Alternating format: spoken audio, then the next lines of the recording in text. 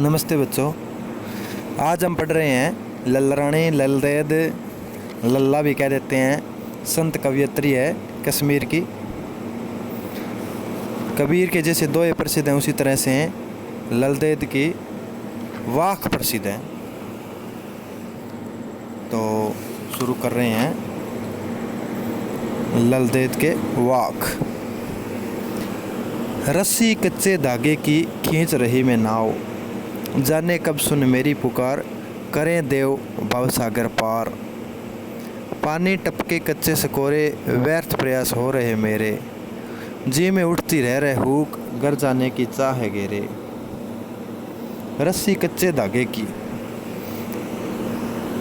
तो रस्सी यहाँ पर कोई सहारा, कोई साधन, माध्यम उसको कहा गया है। खींच रही मैं नाव, नाव यहाँ जिंदगी जीवन रूपी नाव है। तो नाव को खींच रही है, कमज़ोर कोई नासवान कोई सहारे हैं उसके माध्यम से खींच रही है। कवयित्री कह रही है कि मैं अपने जीवन रूपी नाव को कच्चे धागों के समान और कमज़ोर साधनों से खींच रही हूँ। संसार रूपी सागर से जीवन रूपी नाव को सांसारिक उपायों द्वारा पार ले जाने का प्रयास कर रही हूँ, ये कह रही है कवयित्री। जाने कब सुन मेरी पुकार, कि पता नहीं जाने मेरी कब सुनेंगे मेरी पुकार वो परमेश्वर। करे देव भव सागर पार, और देव है मेरा भव सागर, संसार रूपी सागर है, कब पार करेंगे। पानी टपके कच्चे सकोरे, व्यर्थ प्रयास हो रहे मेरे। कच्चा सकोरा बोला है यहाँ जीवन को, कि मेरा जीवन है कच्चे कटोरे के समान है, मिट्टी के कटोरे के समान है, और इससे पानी टपकता रहता है, यानी ये बिल्कुल नाशवान है, नाश नष्ट होने ही वाला है। इसलिए मैं व्यर्थ में बेकार में प्रयास कर रही हूँ। जी में उठती रह रहे हुक, घर जाने की चाह है घेरे। जी का मतलब हृदय, हृदय में और पीड़ा उठती रहती है, हुक पीड़ा होती है, ये रह करके थोड़ी थोड़ी देर में उठती रहती है, हृदय में मेरे पीड़ा उठती रहती है। घर जाने की चाह इच्छा है, घर जाने की इच्छा है, घेरे घेरे रखती है, इच्छा इसको घेरे रखती है कवयित्री को, घर जाने की इच्छा। और घर ये परमात्मा का घर है, उस परमपिता परमात्मा के घर, आत्मा कवि की आत्मा परमात्मा के पास जाना चाहती है कवयित्री की। दूसरा, खा खाकर कुछ पाएगा नहीं, न खाकर बनेगा अहंकारी। सम खा तभी होगा संभावी, खुलेगी संकल्प बंद द्वार की। खा खाने का मतलब है जीवन सांसारिक भोग करना, संसार की वस्तुओं का भोग करना। वो अगर तू ज़्यादा भोग करेगा ना तो अभी कुछ पाएगा नहीं, कुछ प्राप्त नहीं कर पाएगा।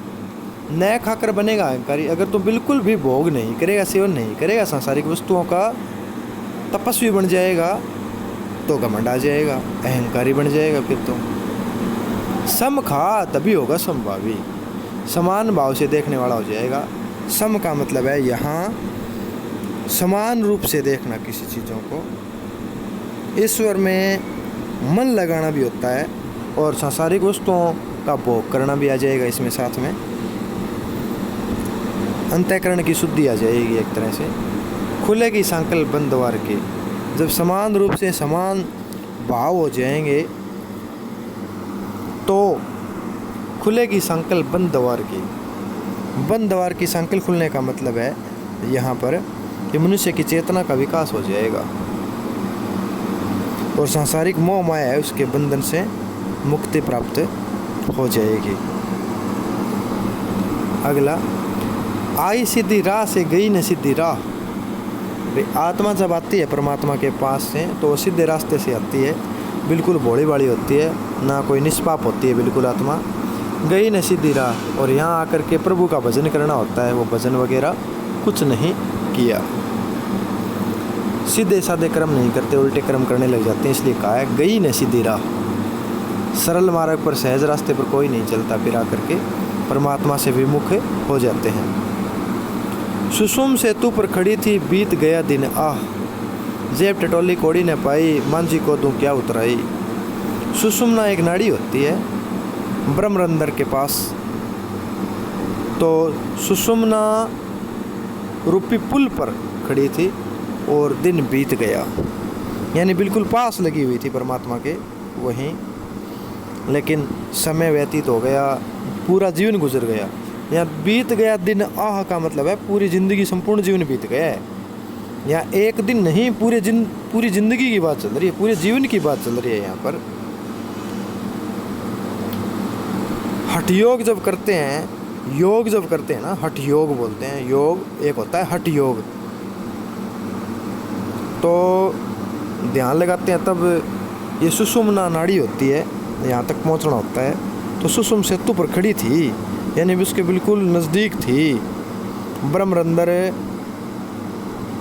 के पास ही है बिल्कुल सुषुम्ना नाड़ी, वहीं ब्रह्मरंध्र के अंदर स्थित है ये, वहीं खड़ी थी और ईश्वर प्राप्त नहीं कर पाई। समय व्यतीत हो गया जल्दी से ही, जेब टटोली कोड़ी ने पाई और समय व्यतीत हो गया, यानी ज़िंदगी गुजर गई। कोई भजन सत्संग प्रभु के किए नहीं। जेब टटोलने का मतलब है आत्मलोचन किया। जब आत्मलोचन किया, देखा क्या अच्छे कर्म किए, क्या बुरे कर्म किए जीवन में, तो कोड़ी ने पाई, यानी मेरे पास कुछ भी नहीं था, कुछ प्राप्त नहीं कर सकी ज़िंदगी के अंदर। अच्छे कर्म प्राप्त करने होते हैं, अच्छे बढ़िया काम करने हैं, वो किए ही नहीं। मांझी को दूं क्या उतराई, यानी कोई कमाई नहीं थी। कमाई यही होती है ज़िंदगी में सबसे बढ़िया कमाई, कि हम प्रभु का भजन करें। तो क्या है, कुछ नहीं था, जेब खाली थी। मांझी गुरु भी हो सकता है, ईश्वर भी हो सकता है, और वैसे नाविक को भी बोलते हैं, जो नाव चलाता है। वास्तव में रियल में तो उसी को बोलते हैं, लेकिन यहाँ इसका अर्थ ईश्वर है, गुरु है, कि उसको क्या दें वो मेरी नाव पार करे। जो नौका पार करता है तो उसको कुछ देते हैं, जब कहीं सफ़र करते हैं तो उसको क्या दूं उतराई का, ये कह रही है कविता। अगला पद्यांश। थल थल में बसता है शिव ही, भेद न कर क्या हिंदू मुसलमान, ज्ञानी है तो स्वयं को जान, वही है साहिब से पहचान। तो परमात्मा सब जगह बसता है। थल थल का मतलब है यहाँ पर सब जगह। शिव का अर्थ ईश्वर है, वो हर स्थान पर विद्यमान है, प्रत्येक हृदय में, मनुष्य के हृदय में निवास करता है।